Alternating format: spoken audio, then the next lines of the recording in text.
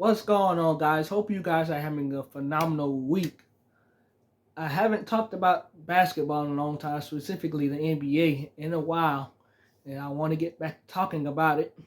And with the news that just broke within the last almost 17 to 18 hours, today is the perfect day to talk about it. As you now have learned, Adrian Griffin, the coach of the Milwaukee Bucks, has been relieved of his duties. The team is 30 and 12, 30 and 13, and it's been some problems within the organization with Adrian Griffin and the players. The number one red flag of this firing was Terry Stotts was going to sign to be an assistant coach. He signed. Him and Adrian Griffin end up getting into it in the preseason before the season starts. Terry Stotts resigns. That's the first red flag. The second red flag of this thing is the Bucks defense has taken a major hit and a major drop-off. Now, we know when Coach Mike Budenholzer was the head coach, the Bucks defense was phenomenal for those 5 years. And ever since they fired him and hired Adrian Griffin, the Bucks defense has taken a major hit. Adrian Griffin came from Toronto, and he tried to enforce that defensive scheme that they had in Toronto. He's tried to force that with the Bucks. Those Bucks players are not comfortable with that, and therefore, that's why the Bucks defense has taken a major hit. The third red flag is that when you trade Jrue Holiday, a guy that's always first team all defense, for a superstar in Damian Lillard, who's an offensive wizard, an offensive genius who can do it all on offense. No offense to Damian, but Damian is not going to stop a parked car if it's parked. We know that Damian's not a good defender, so automatically your defense is going to automatically take a huge hit and a huge dip. I think the Bucks rank like 22nd in defensive efficiency this year. That's not good. Last year, they were 4th in that department. This year, so far, they are 22nd. In January alone, I think the Bucks are giving up like 122 points a game. Obviously, that's not good at all, and that's a cause for concern. And then the third red flag is Giannis refused to take himself out of games, and he wanted to keep himself in games. So that's another red flag when you and your coach are not seeing eye to eye and you're the face of the franchise. That's not good. And then you had Damian complaining about the way that Adrian Griffin ran the Bucks offense. So as Adrian Griffin is getting fired, all these stories and all this stuff is coming out within the organization and the players about what they thought was going on. And all this stuff is coming out. So the fourth red flag is you're hiring Doc Rivers. And the problem that I have with that is if I'm the NBA, I'm investigating because it hasn't even been 24 hours really since Adrian Griffin has gotten fired and Doc Rivers has already been hired. You didn't even go through a thorough process interviewing head coaches. You just okay, Doc, let's go. You're hired. No interviewing any other coaches or nothing. And I have a problem with that. That does not sit well with me because it should be a thorough process. If you want the job, you have to interview people for the position of the job, obviously. And Doc Rivers being hired 24 hours barely before Adrian Griffin gets fired, that does not sit well with me. And the organization is getting a lot of backlash about hiring Doc Rivers because we know that Doc's record is spotty in the playoffs. Don't get me wrong, Doc Rivers is a phenomenal coach. Doc's career record in wins and losses is 10,096 career wins to 763 career losses. That's great. By every stretch of the mean. That is great. Doc is, I think, 9th in wins all time. That's phenomenal to be top 10 in wins as a head coach in the NBA. That's phenomenal. That's tough to do. The other problem I have with this is Adrian Griffin was 30-13. That's the Bucks record. That's Adrian Griffin's career head coaching record is 30-13, and that's also the Bucks record. He gets fired, and they're not doing bad. It's just him and the players never seen eye to eye. Their defense has taken the hit, and the last time we seen a coach with a great record like this get fired in the middle of the season, you have to go back to 2016 to that Cleveland Cavaliers team where they fired David Blatt because the players weren't seeing eye to eye. And they end up hiring Tyronn Lue, and they win a championship that same year, that same season. We don't know with Milwaukee if that's what Doc Rivers is going to come in and do, if he's going to come in and win a championship. Obviously, if Doc won his second championship, it would quiet a lot of the noise that we say about Doc and his career, playoff record, and all these things, and his blown leads in the playoffs. It would quiet all of that down. Remember, Doc won a championship as a coach with the Boston Celtics in 2008, but that's been a whole decade ago.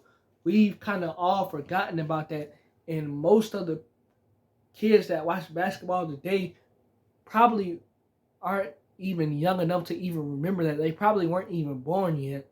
So therefore, they're going to take it different from somebody like me, who therefore I was born way before then. And I know I got to see Doc win that championship. So, they're going to take it different because they didn't see that happen. I'm going to read you guys some stats on Doc's records in the playoffs. Head coaches with three wins in a series in the playoffs. Darvin Ham is 2-2. George Karl is 13-13. Steve Kerr is 23-11. Mike Malone is 6-4. Joe Mazzulla is 2-1. Greg Popovich is 33-14. Eric Spoelstra is 21-11. That's all the head coaches' record with 3 wins in the playoff series. 3. Doc Rivers' record is 16-33. 16-33 with 3 wins in the playoff series. 1 more win from advancing. All those other head coaches that I just named you guys have a record of 500 or better. And Doc is the only coach out of all those head coaches that I named you guys. Doc is the only coach that has a worse record below 500. That's not good. That's not great at all by any stretch of the means. Doc Rivers has blown 3 3-1 leads in the playoff series. 3 3-1 leads in the playoff series. Doc has also blown 4 3-2 leads. 4 3-2 leads. Mind you, last year, Boston Celtics, Philadelphia 76ers. We know Doc is coaching Philadelphia last year. They were up 3-2.